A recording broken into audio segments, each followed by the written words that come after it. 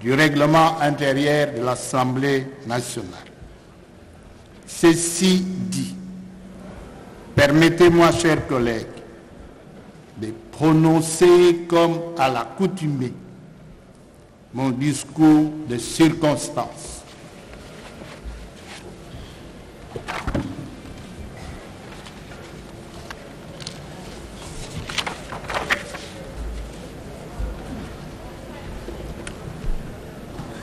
Honorable président du Sénat et estimés collègues, Monsieur le Premier ministre, chef du gouvernement, Monsieur le président de la Cour constitutionnelle et président du Conseil supérieur de la magistrature, Monsieur le procureur général près la Cour constitutionnelle, Monsieur le premier président de la Cour de cassation, Monsieur le procureur général près la Cour de cassation, Madame le premier président du Conseil d'État, Monsieur le procureur général près le Conseil d'État, Monsieur le premier président de la Haute Cour militaire, Monsieur l'auditeur général de la Haute Cour militaire, Monsieur le Premier Président de la Cour des comptes, Monsieur le Procureur général près la Cour des comptes, Monsieur le Président du Conseil économique et social,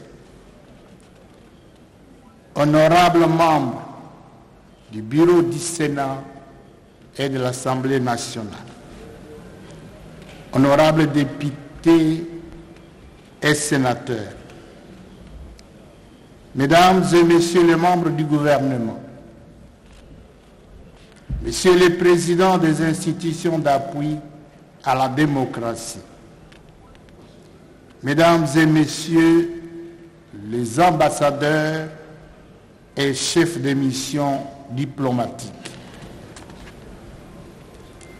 Mesdames et Messieurs les représentants des organisations spécialisées du système des Nations Unies et des organisations internationales, Messieurs les représentants et chefs de confession religieuse, Mesdames et Messieurs les officiers généraux et supérieurs des forces armées et de la police nationale, Mesdames et Messieurs les membres du bureau de l'Assemblée provinciale de la ville-province de Kinshasa, Monsieur le gouverneur de la ville-province de Kinshasa, Monsieur le bourgmestre de la commune de Lingwala, distingués invités, à vos titres et qualités respectifs, Mesdames, Mesdemoiselles et Messieurs.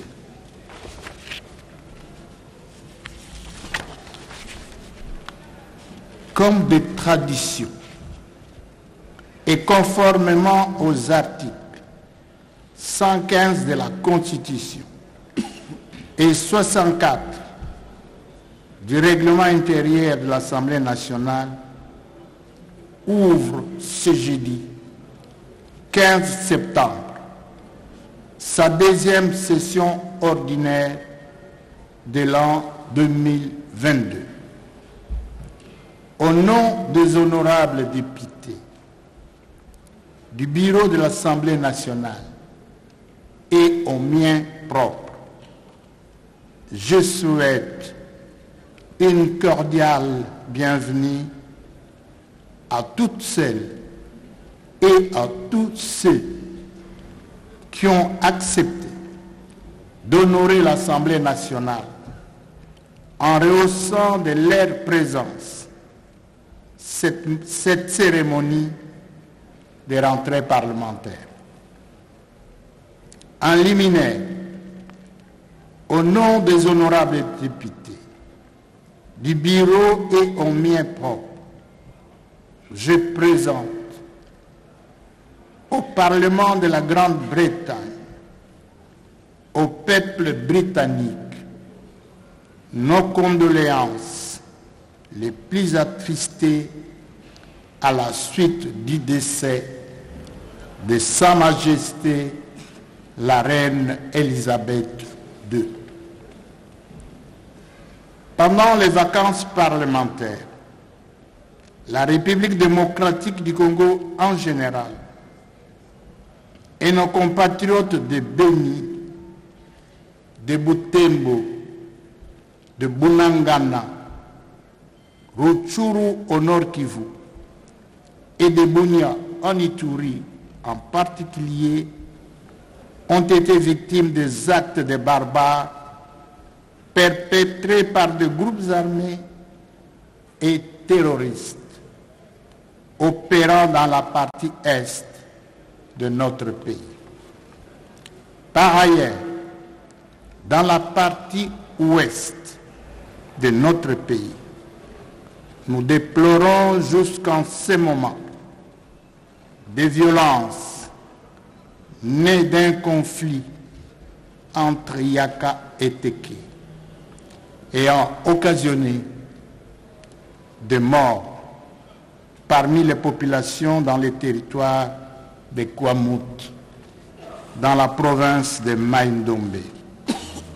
Certains autres compatriotes nous ont quittés à la suite des maladies et autres catastrophes. Nos pensées vont particulièrement à nos forces armées et de sécurité qui assurent jour et nuit, au prix de leur propre vie, la sécurité de nos frontières et la défense de l'intégrité de notre territoire national face aux menaces internes et externes et autres velléités expansionnistes récemment constatées. Je me dois également de souligner les décès récents de M. Mongani Monjama,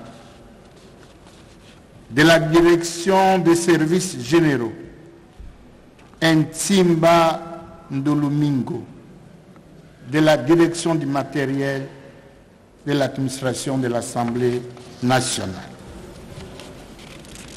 Au nom des honorables députés, du bureau de l'Assemblée nationale et au mien propre, j'adresse les condoléances les plus attristées et toute notre solidarité aux familles éplorées et prompte guérison aux malades.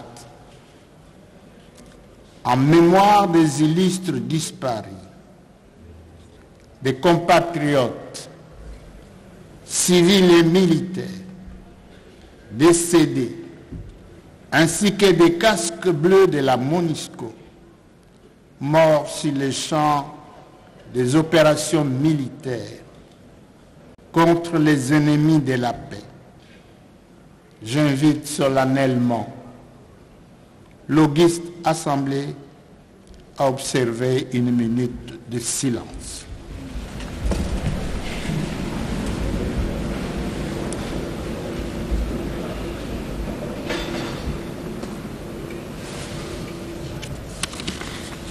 Je vous remercie, veuillez vous asseoir.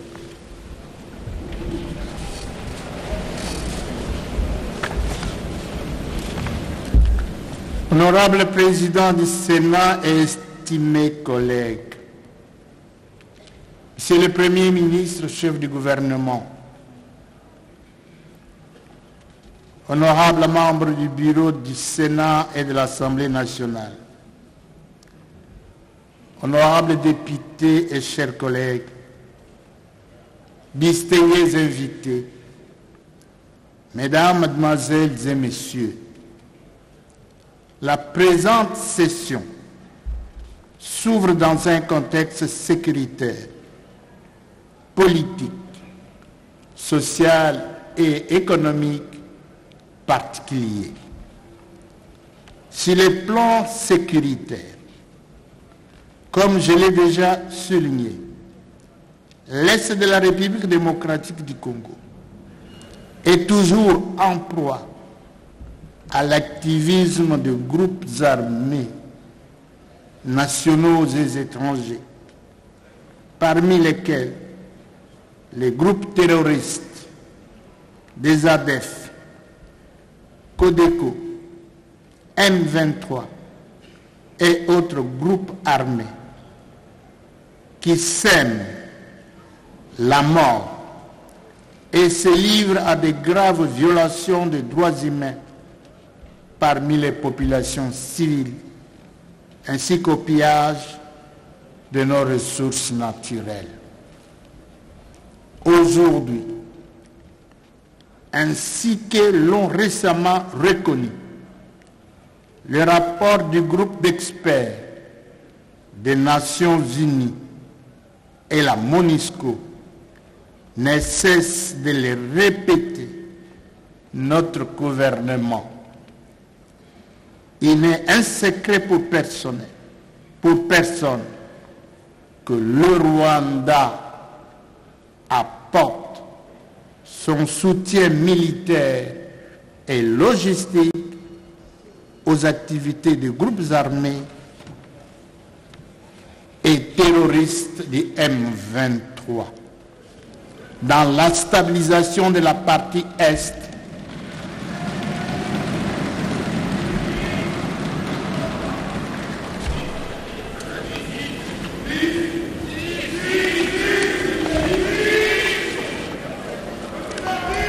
aujourd'hui, ainsi que l'ont récemment reconnu le rapport du groupe d'experts des Nations Unies et la MONUSCO, et ne cesse de le répéter, notre gouvernement.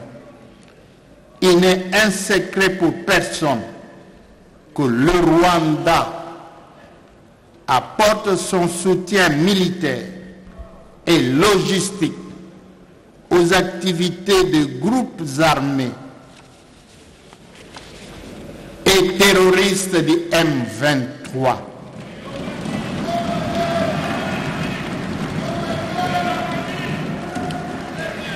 Dans la déstabilisation de la partie Est de la République démocratique du Congo.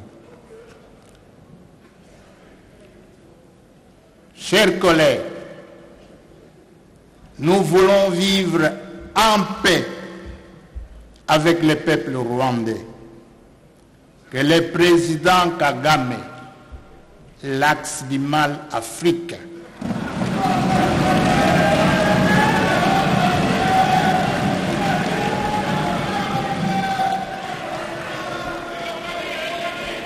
arrête de manipuler l'armée rwandaise contre le peuple congolais.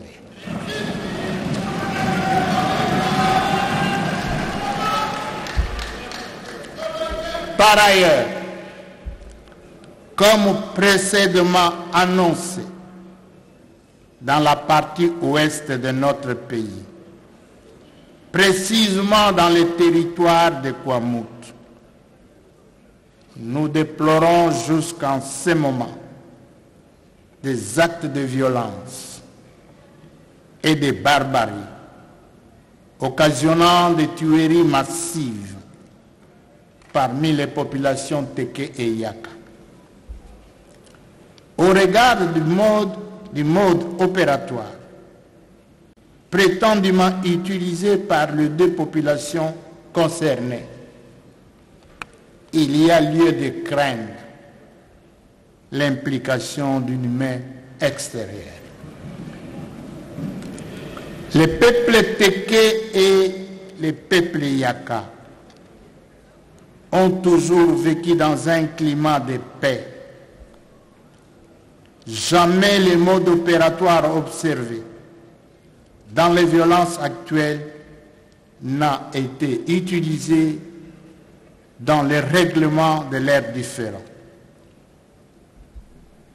Le gouvernement de la République doit mettre fin à la violence qui prend les allures d'une guerre de tranchées ethniques à la porte de Kinshasa.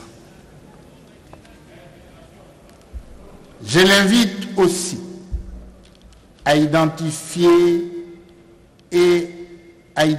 les auteurs et les commanditaires de ces actes ignobles, afin de les mettre à la disposition des instances compétentes conformément à la Constitution et aux lois de la République. La représentation nationale va bientôt diligenter une mission d'enquête dans les limites de ses attributions.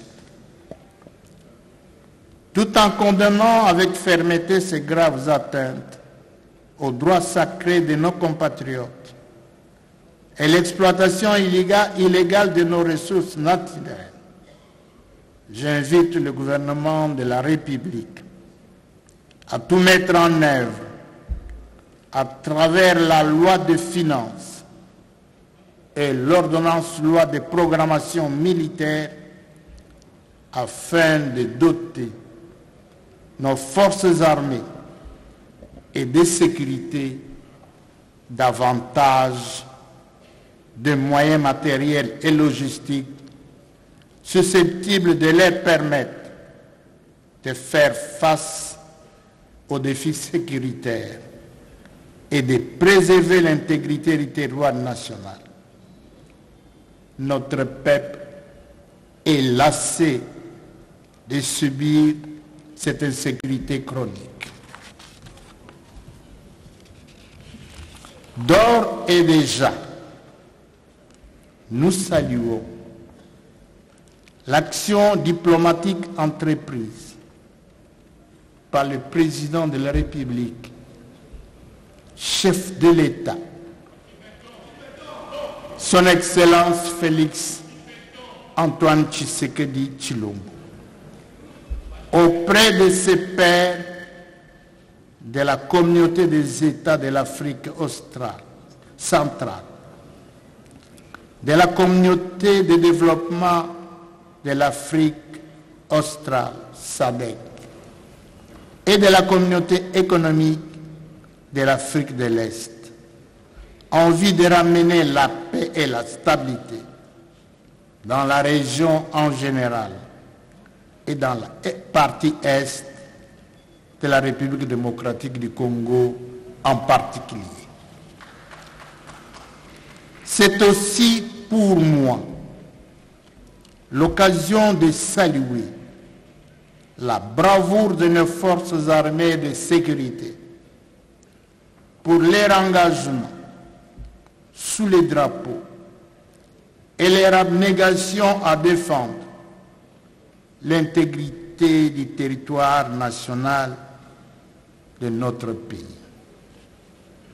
Je félicite en même temps le gouvernement de la République pour l'adoption le vendredi 9 septembre 2022 dernier du projet de politique de défense de la République démocratique du Congo. Sur le plan politique, la classe politique et la société civile continuent à focaliser les débats sur le processus électoral et exigent la publication du calendrier électoral par la Commission électorale nationale indépendante pour la tenue des élections générales en 2023. Je rappelle qu'au cours de deux précédentes sessions, les deux chambres du Parlement ont adopté et le président de la République a promulgué la loi organique modifiant et complétant la loi organique portant organisation et fonctionnement de la Commission électorale nationale indépendante, ainsi que la loi modifiant et complétant la loi électorale. Il y a lieu de relever que les deux textes précités ont été adoptés selon la procédure parlementaire légale et conforme aux standards en la matière. Ils contiennent incontestablement des avancées démocratiques significatives par rapport au cadre juridique en vigueur lors des élections de 2018.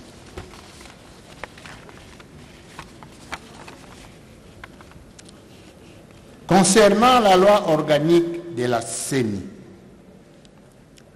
cette loi a apporté les innovations suivantes.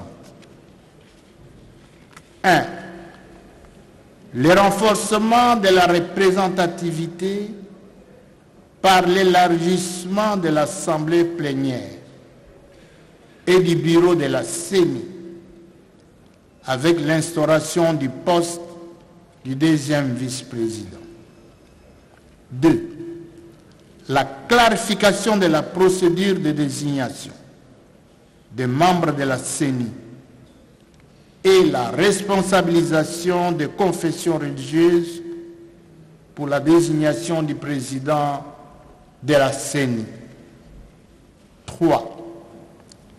Le renforcement de l'indépendance des membres de la CENI et leur protection contre toute pression politique par l'interdiction des composantes qui les ont désignés, de les retirer, les changer ou les contraindre à démissionner par des pressions de quelque nature que ce soit. 4. L'institution de la sanction collective ou individuelle des déchéances prononcées par le Conseil d'État en cas de violation des dispositions légales relatives aux élections et à la CENI et à la prévention des abus de pouvoir et l'arbitraire dans les chefs des membres de la CENI. 5. L'institution de la sanction de démission des membres du bureau de la CENI en cas de non-dépôt à l'Assemblée nationale du rapport de gestion dans les délais de 45 jours ouvrables après l'ouverture de la session ordinaire de mars ou à la fin de chaque processus électoral. 6.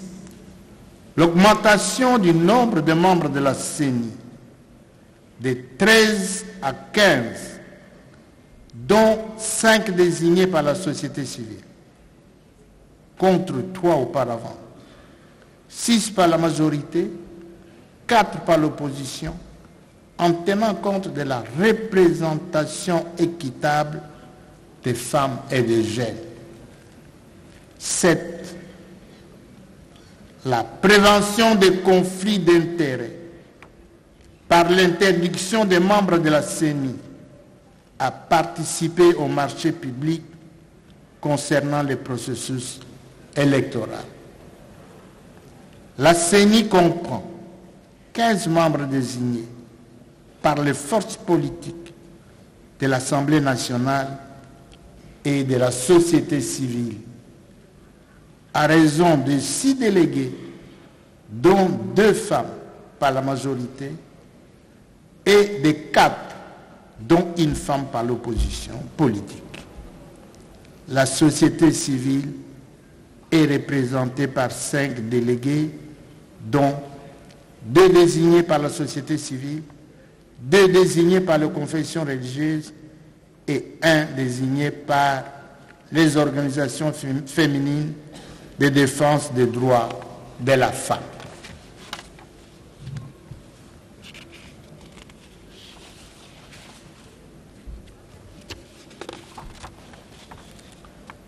Le bureau de la CENI est composé au terme de l'article 24 bis de cette loi organique de 7 membres, dont au moins 2 femmes, proposées par la majorité, l'opposition et la société civile, et se présente comme suit. 1. Le président désigné par la société civile, composante confession religieuse. 2. Le premier vice-président, désigné par la majorité.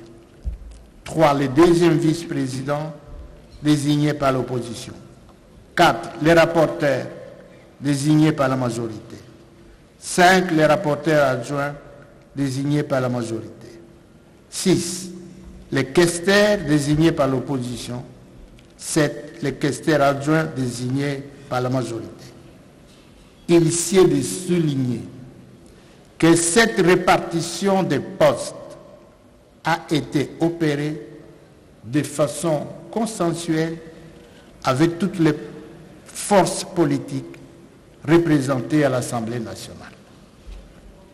En application des dispositions de la nouvelle loi organique sur la CENI,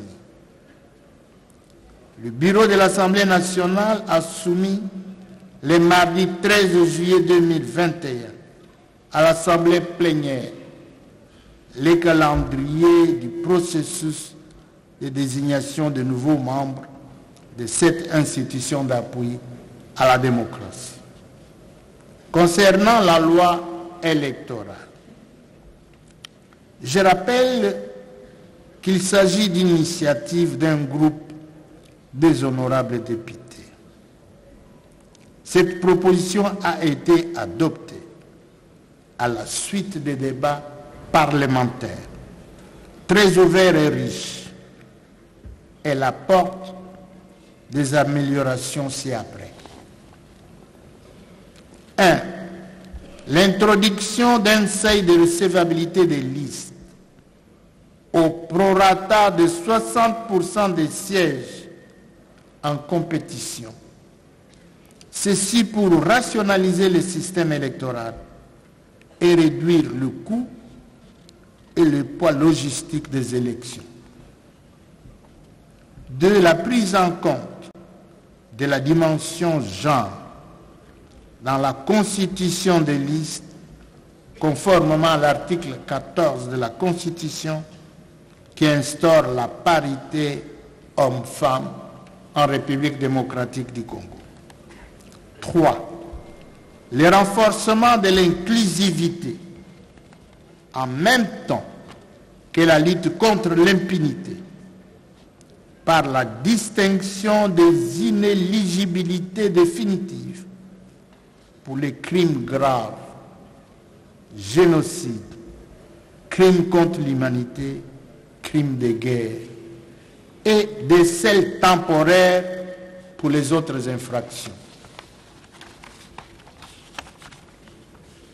4. Le renforcement de la transparence, notamment par la définition d'un régime légal exhaustif pour les votes électroniques et semi-électroniques. 2023, ça sera un vote semi-électronique. N'ayez pas peur. L'obligation pour la CENI d'afficher les résultats bureau de vote par bureau de vote au niveau des centres de vote, des centres locaux de compilation et au niveau central de la CENI. Les résultats seront aussi affichés sur le site internet de la CENI.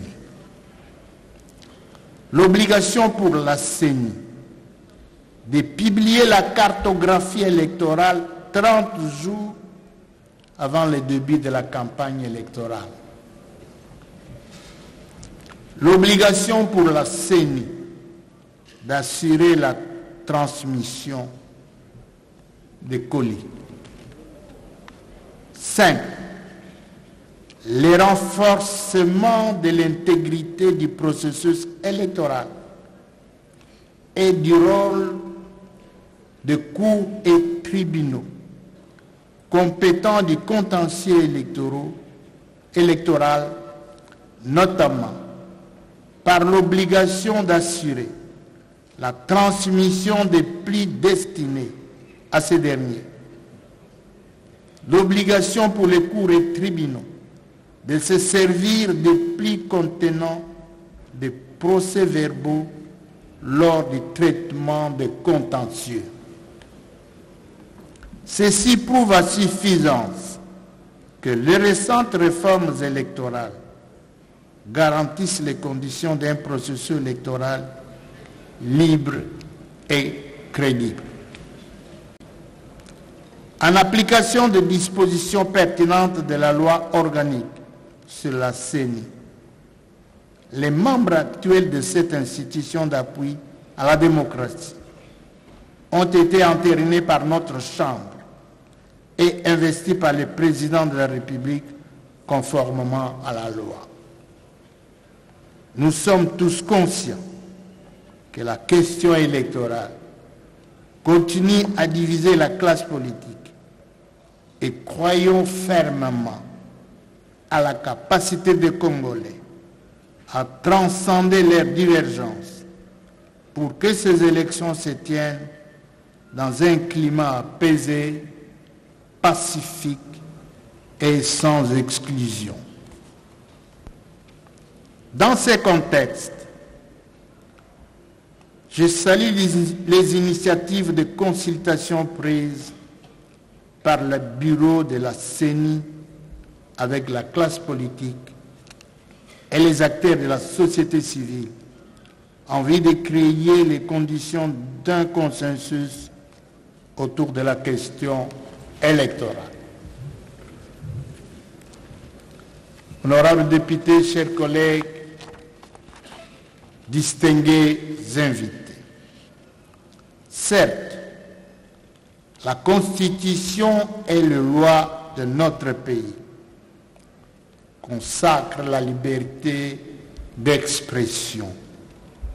Cependant, il y a lieu d'attirer notre attention sur le fait que l'usage abusif de cette liberté peut déboucher sur la commission de certaines infractions prévues et punies par la loi, notamment la diffamation, l'injure publique, la calomnie, l'outrage au corps constitué, etc.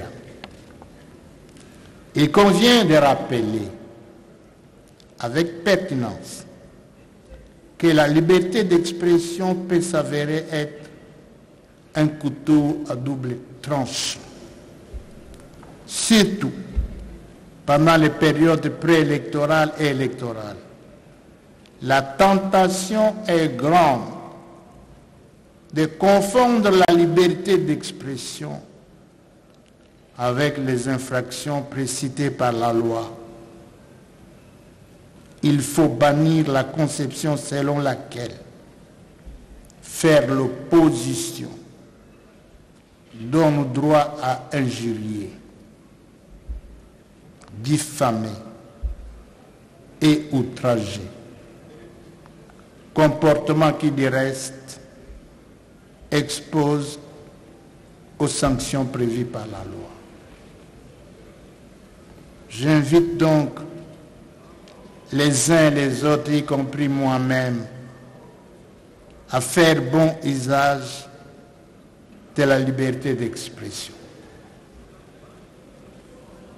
Honorables députés, chers collègues, distingués invités, la présente session s'ouvre dans un contexte économique tout aussi particulier.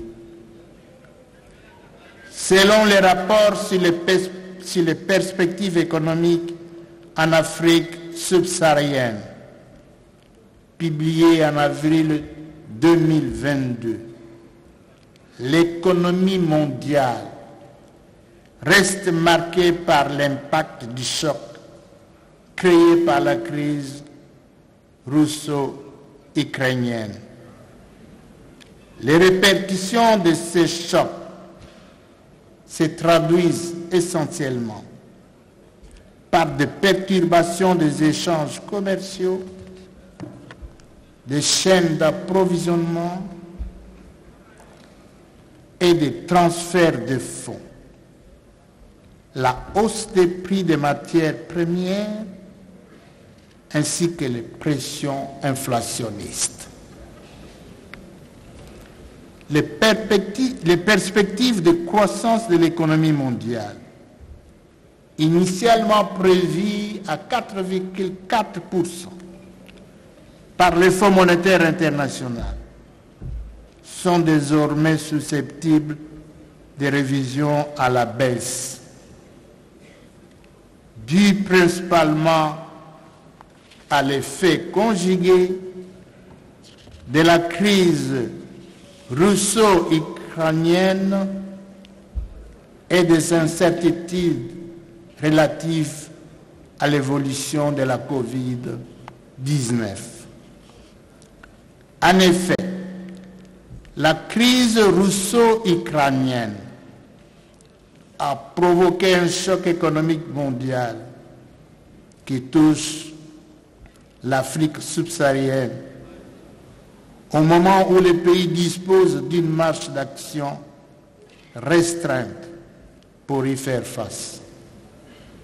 L'envol des prix des produits pétroliers et des denrées alimentaires pèse particulièrement sur les soldes extérieurs et budgétaires des pays importateurs des produits de base.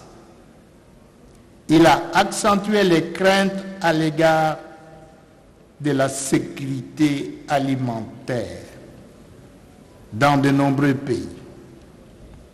Avec les prix des denrées alimentaires élevés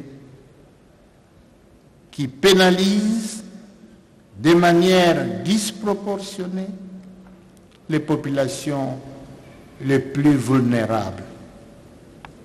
En outre, ces chocs économiques exogènes menacent d'aggraver certains problèmes préoccupants de cette région, notamment les séquelles sociales et économiques de la COVID-19, les effets du réchauffement climatique récemment observés, les risques sécuritaires de la région du Sahel et le durcissement en cours de la politique monétaire aux États-Unis d'Amérique. Ce sont, entre autres, ces facteurs qui expliquent l'essoufflement de la croissance dans la région. À l'instar des autres pays de la région,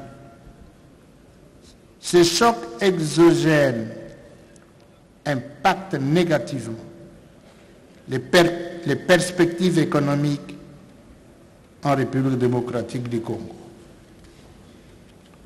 Selon la note de conjoncture économique publiée en avril 2022 par la Banque centrale du Congo, bien que la stabilité relative du cadre macroéconomique se poursuive, les risques liés aux chocs exogènes ont augmenté avec l'impact du conflit russo-ukrainien.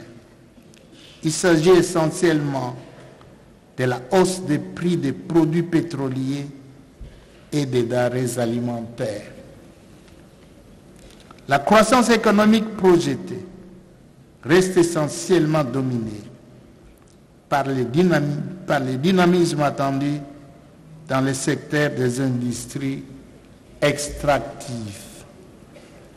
Le cours des principales matières premières exportées par notre pays demeure à des niveaux rémunérateurs grâce au niveau élevé de la demande mondiale et à l'impact du conflit russo-ukrainien. Dans des semaines, il est constaté une variation à la hausse de l'indice des prix à la consommation qui impacte négativement notre vécu quotidien, principalement celui des Congolais les plus démunis. Au regard de ces contextes et face aux incertitudes quant à la croissance mondiale, j'exhorte le gouvernement de la République à anticiper l'impact du choc actuel afin de prendre des mesures correctives dans tous les domaines de la vie concernée. Honorables députés, chers collègues, distingués invités, sur le plan sanitaire, le monde continue à être ébranlé par la Covid-19. En ce qui concerne notre pays, selon les informations recueillies au ministère de la Santé publique, Hygiène et Prévention, cette pandémie reste stable et contrôlée dans l'ensemble du territoire national avec un taux de létalité autour de 1,5%. Bien que la tendance soit rassurante au cours des 10 dernières semaines, j'exhorte la population congolaise à faire preuve de vigilance et à continuer à observer les gestes barrières et encourage le gouvernement de la République à maintenir le renforcement des mesures de contrôle aux frontières et la campagne de vaccination afin de lutter contre la propagation de cette pandémie. Cette évolution rassurante de la Covid-19 ne doit pas faire oublier les mesures à prendre face aux maladies auxquelles notre pays fait habituellement face, ainsi que l'apparition d'une nouvelle épidémie, la variole du singe, et la résurgence de la maladie à virus Ebola dans la zone de santé de Béni. J'exhorte le gouvernement de la République à mettre tous les moyens nécessaires à la disposition des équipes de riposte pour l'éradication complète de ces maladies. Sur le plan social, nous avons assisté dernièrement à des revendications à caractère social, notamment dans le secteur de la santé publique, de l'enseignement primaire et secondaire, ainsi que de l'enseignement supérieur et universitaire, tendant à obtenir l'amélioration des conditions salariales des agents publics de l'État. Préoccupé par ces mouvements de grève, Son Excellence, Monsieur le Président de la République, chef de l'État, a instruit le gouvernement de la République d'engager ou de reprendre les dialogues avec les bancs syndicales afin de rapprocher le vues sur les différentes revendications, d'évaluer l'application de l'accord de Bibois pour les sous-secteurs de l'EPST et de ramener la sérénité au sein des établissements d'enseignement supérieur et universitaire. D'ores et déjà, je salue les efforts déployés par le gouvernement qui ont abouti à la mécanisation de nombreux enseignants et à l'octroi des numéros matricules à de nombreux agents de la fonction publique qui jusqu'alors étaient gérés de façon aléatoire et sans perspective de leur mise en retraite honorable. Dans le domaine foncier, les statistiques indiquent que 70% des conflits se trouvant devant les cours et tribunaux sont des conflits fonciers. Tout en saluant l'initiative prise par le gouvernement de mettre en place les mécanismes fonciers pour la sécurisation des titres immobiliers et l'assainissement de ces secteurs faisant partie du social de notre peuple, notre Chambre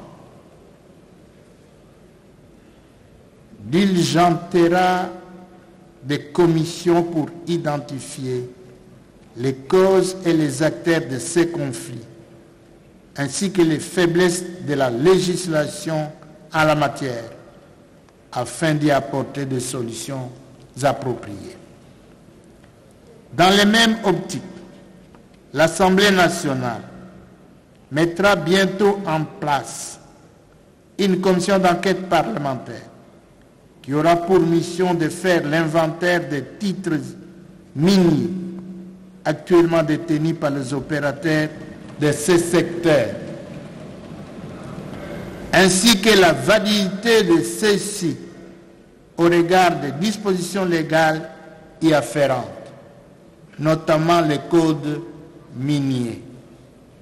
Par ailleurs, nos provinces continuent à se plaindre de la non-rétrocession par le gouvernement central de leur quote-part de ressources et du faible taux d'exécution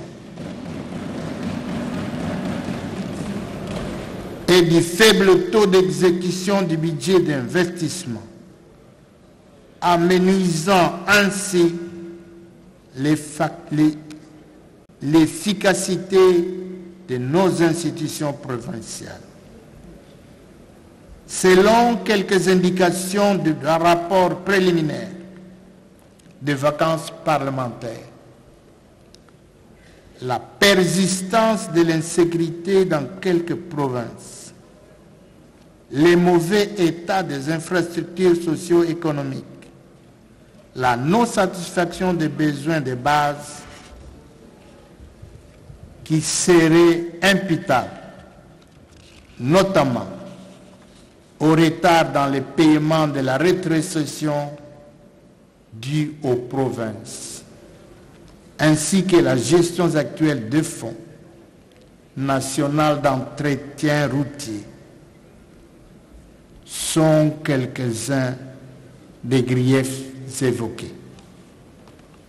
Tout en saluant les mesures prises pour la matérialisation des projets de 145 territoires de la République, par son Excellence, Monsieur le Président de la République, chef de l'État, j'exhorte le gouvernement central à prendre des mesures idoines pour répondre aux préoccupations de nos provinces, notamment en mettant effectivement en place la Caisse nationale de péréquation dont l'organisation et le fonctionnement sont actuellement régis par la loi organique numéro 16/028 du 8 novembre 2016.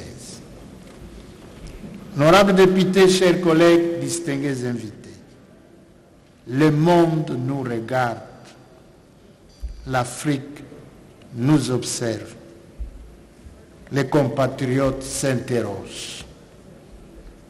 Le Dieu Tout-Puissant a doté la République démocratique du Congo de grandes étendues de terres arables et riches, de grandes étendues de cours d'eau, des eaux douces, des forêts, des ressources de la biodiversité variée. Nos populations nous demandent pourquoi nous continuons à dépendre pour notre sécurité alimentaire des produits alimentaires importés et dont les prix sont parfois inaccessibles aux plus démunis. Les effets néfastes de la crise russo-ukrainienne viennent démontrer encore une fois de plus la vulnérabilité de notre système de sécurité alimentaire. En effet, nous avions salué les heureuses initiatives annoncées par notre gouvernement dans le domaine agricole lors de la présentation devant la représentation nationale de son programme.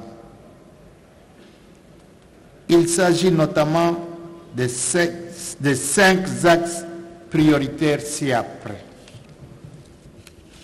1. La relance des filières prometteuses, stratégiques pour l'autonomie alimentaire et la relance de l'industrie locale. 2. L'encouragement de la création des unités de production des intrants agricoles. 3.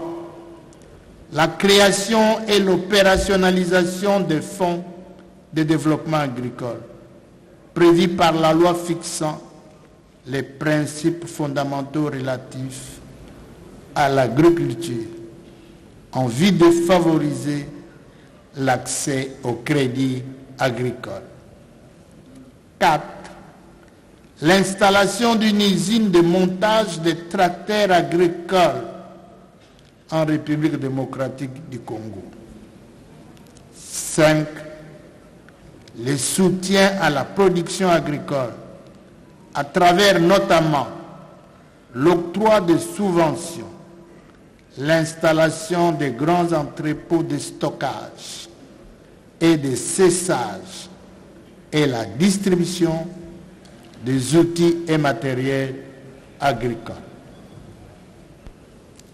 Afin de faire face aux effets de la crise alimentaire et garantir notre pays son indépendance alimentaire, j'invite instamment le gouvernement de la République à mettre en œuvre cet ambitieux programme à travers notamment des crédits conséquents dans la loi de finances de l'exercice 2023 et à explorer d'autres sources de financement innovants.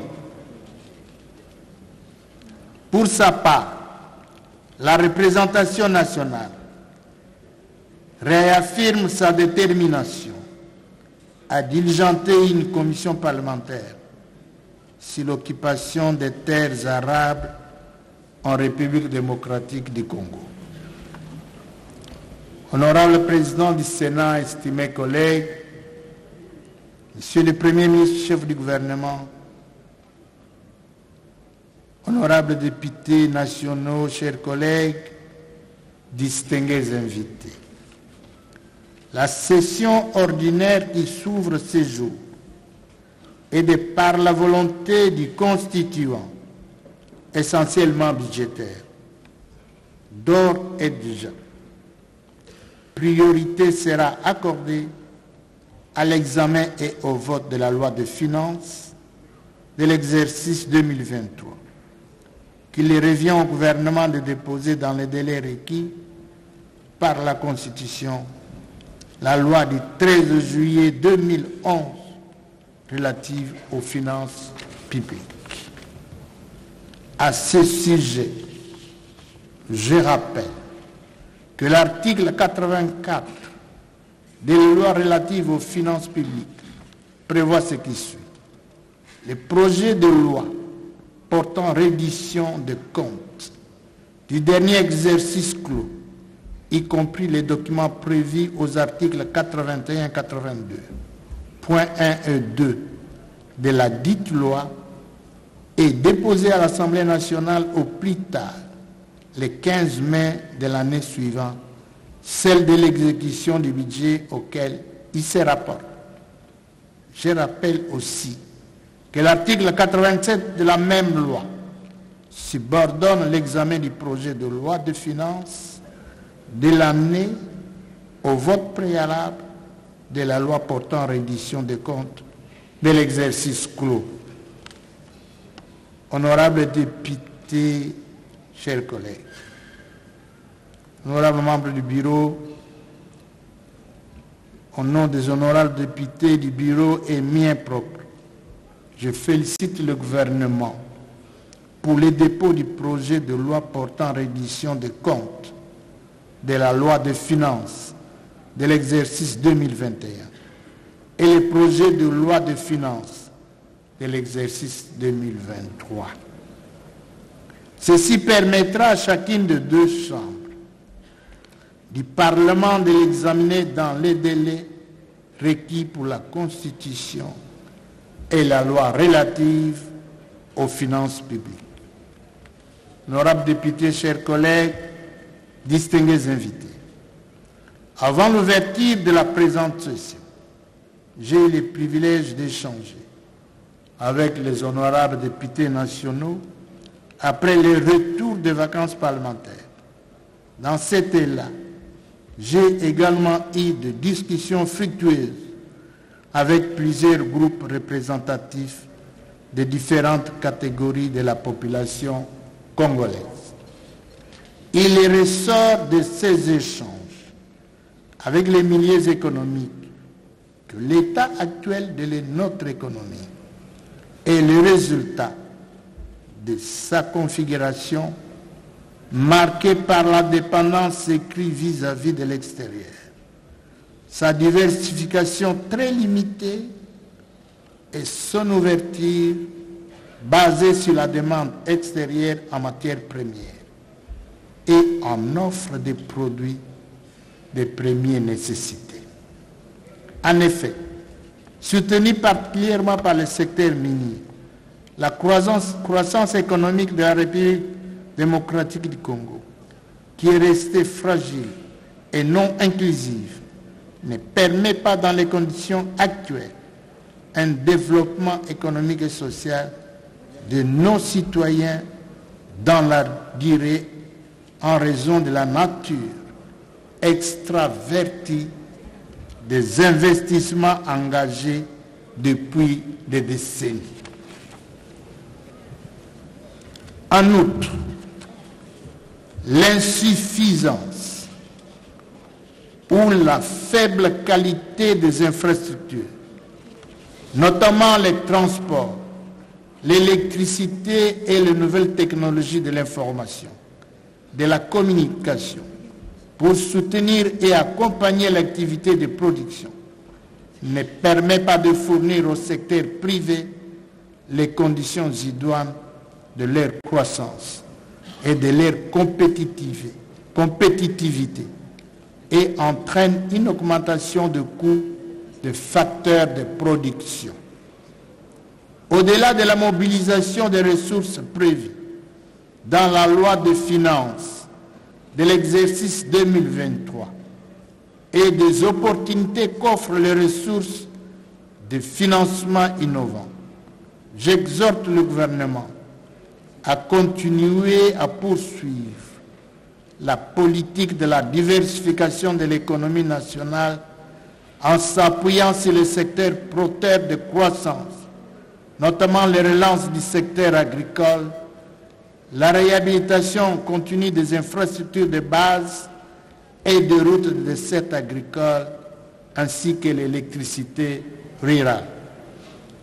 Dans le même ordre d'idées, je réitère l'appel lancé au gouvernement d'adopter et de mettre en œuvre un plan de relance du secteur de l'agriculture, assorti d'un plan d'investissement conséquent sur les 5 prochaines années et de rendre opérationnel le Fonds national de développement agricole institué par la loi numéro 11-022 du 24 décembre 2011 portant principes fondamentaux relatifs à l'agriculture en vue de soutenir et d'encourager